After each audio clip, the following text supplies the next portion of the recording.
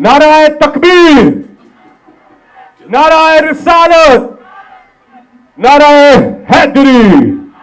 पाकिस्तान का मतलब क्या? तेरा मेरा रिश्ता क्या? मोहम्मद रसूलुल्लाह सल्लल्लाहु अलैहि वसल्लम।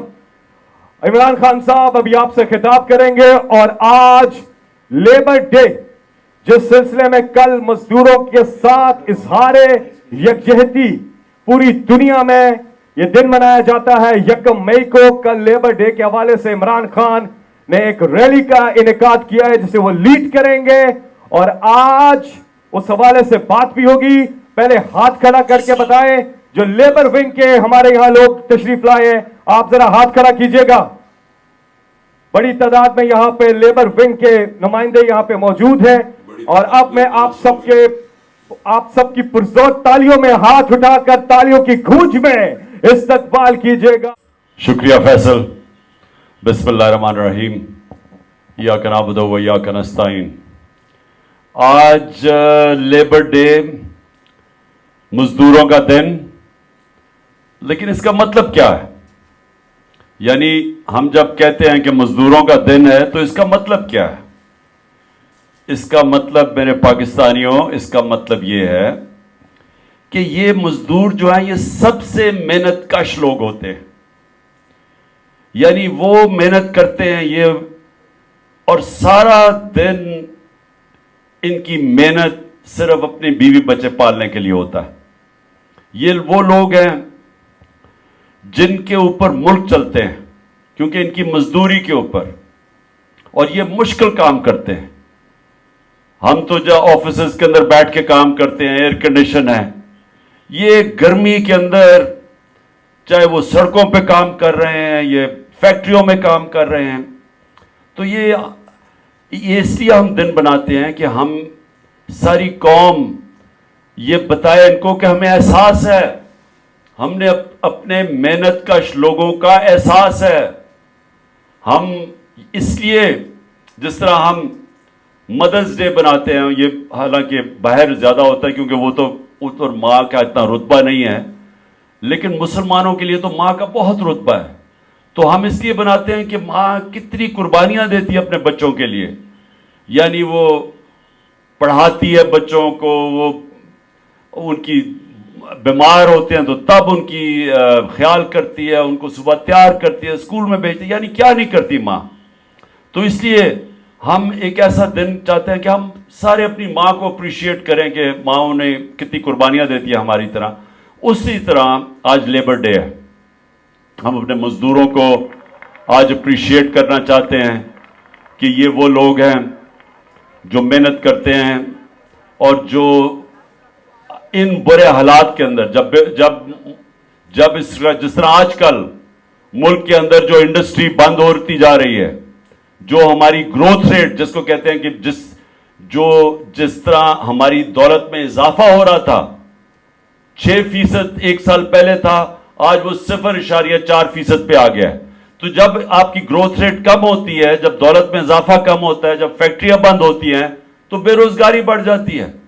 तो सबसे बड़ा उसका जो नुकसान वो बेचारे मजदूरों के ऊपर बोझ पड़ता है, बेरोजगार हो जाते हैं। मैंने अपने दौर पे पनाहगाह बनाई। अब पनाहगाह क्या थी? हमें पता था कि मजदूर बाहर से आते हैं लोग मजदूरी करने के लिए, अब वो पैसे बचाते हैं अपने मेहनत के, दिहाड़ी के, ताकि वो अपने घर बीवी बच्चों को पैसे भेज सकें।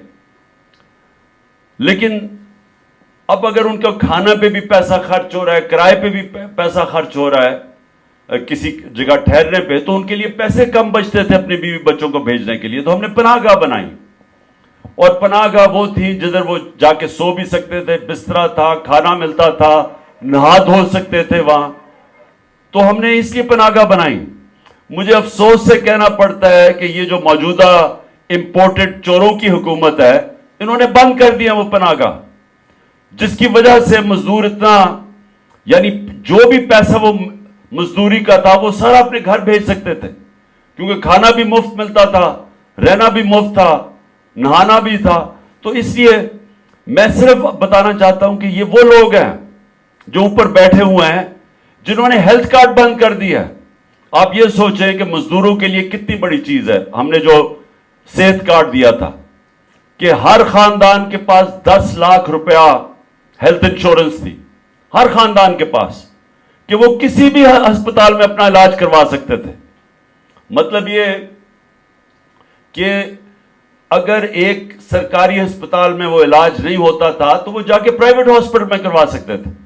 یا ڈاکٹرز ہاسپٹل لاہور میں مجھے ان کے جو سربراہ ہیں ڈاکٹر اصغر، انہوں نے مجھے پہلے 2 سال کی بات ہے، انہوں نے کہا کہ میں مبارک دینا چاہتا ہوں کہ پہلا ہارٹ سرجری صحت کارڈ کے اوپر ڈاکٹرز ہاسپٹل میں ہوئی، عام مزدور نے جا کے اپنی سرجری کروائی، جو کہ پہلے کوئی تصور نہیں کر سکتا تھا۔ کوئی مزدور تصور نہیں کر سکتا تھا کہ پرائیویٹ ہاسپٹل میں جا کے اپنے دل کی سرجری کروائے۔ تو ہماری ہیلتھ انشورنس کی وجہ سے اس نے جا کے مفت اپنی سرجری کروائی ایک پرائیویٹ ہاسپٹل میں۔ آج پختونخوا میں تو بند کر دیا ہے صحت کارڈ انہوں نے اس حکومت نے، اور دوسرا پناہ گاہ ساری جگہ بند کر دیا۔ بیچارے مزدور یا سڑکوں کے اوپر سوئیں گے کیونکہ کرایہ وہ دے نہیں سکتے، یا وہ پیسہ خرچ کریں گے جا کے اپنے کھانے پینے پہ تو پیسہ کم بچے گا، ویسے ہی بے روزگاری کا دور ہے۔ تو میں اپنے مزدوروں کو آج صرف یہ کہنا چاہتا ہوں کہ میرا جو تصور ہے پاکستان کا وہ ہے فلاحی ریاست۔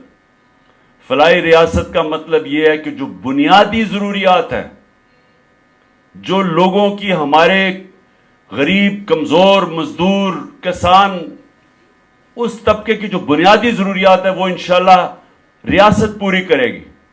اور ہماری پوری کوشش یہ ہے کہ جس طرح ہم ہیلتھ کارڈ لے کے آئے ہیں، آگے ہم نے ایجوکیشن کارڈ لے کے آنا ہے۔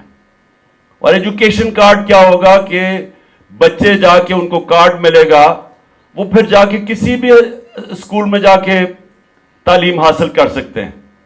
تو یہ بھی اب یہ میرا اگلا انشاءاللہ جب بھی اللہ نے موقع دیا تو ایجوکیشن کارڈ، تاکہ ایک غریب کے بچے کو، وہ کیوں گندے اسکول میں جائے، اس کو بھی موقع ملے اچھے اسکولوں میں جانے کا۔ اور اس سے کیا ہوگا؟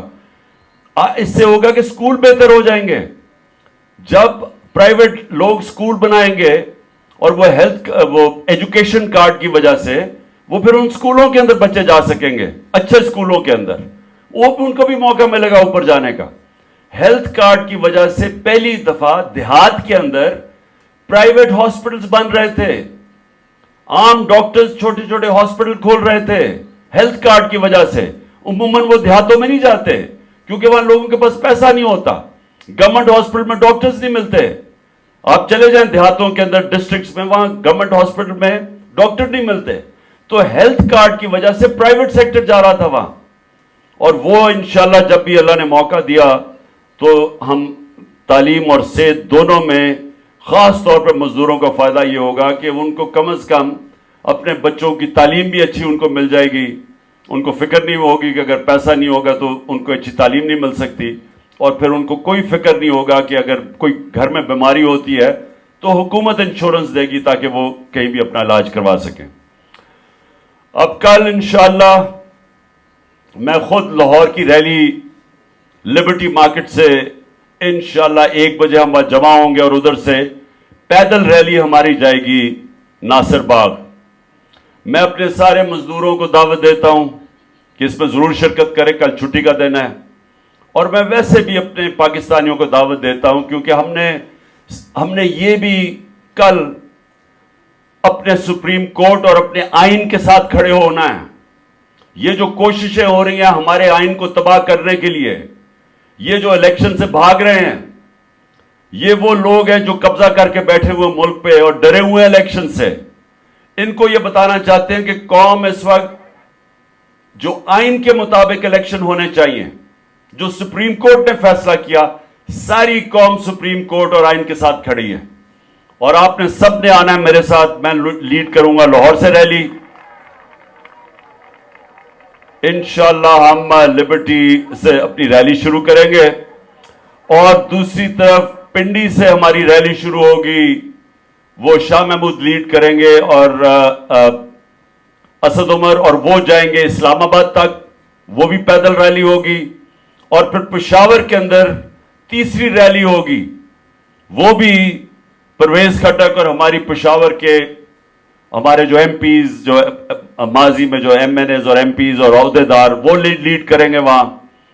और खास तौर पे लाहौर और पेशावर में हम पैगाम ये देंगे कि हमें इलेक्शंस चाहिए, क्योंकि ये जो ऊपर केयर टेकर गवर्नमेंट बैठाई हुई है ये गैर आईनी है।